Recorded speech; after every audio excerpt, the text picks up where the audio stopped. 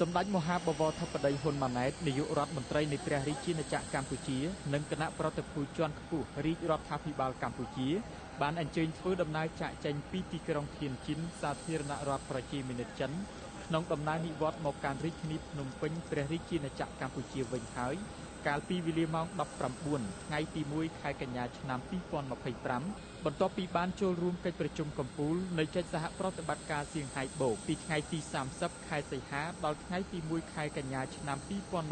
2025 នៅអាកាសយានដ្ឋានអន្តរជាតិឈៀនជីនប៊ីនហៃវត្តមាននៃការអញ្ជើញជូនដំណើរសម្ដេចធិបតីនាយករដ្ឋមន្ត្រីរួមមានឯកឧត្តមលោកជំទាវជាថ្នាក់ដឹកនាំរដ្ឋាភិបាលចិនថ្នាក់ដឹកនាំក្រុងឈៀនជីន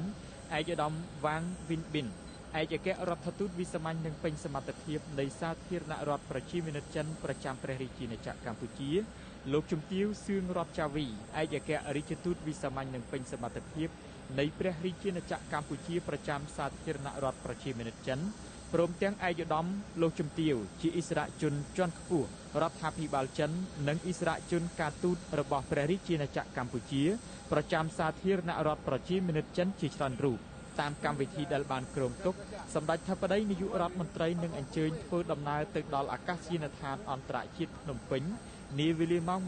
23 ថ្ងៃទី 1 ខែកញ្ញាឆ្នាំ 2025祝您旅途愉快，身体健康。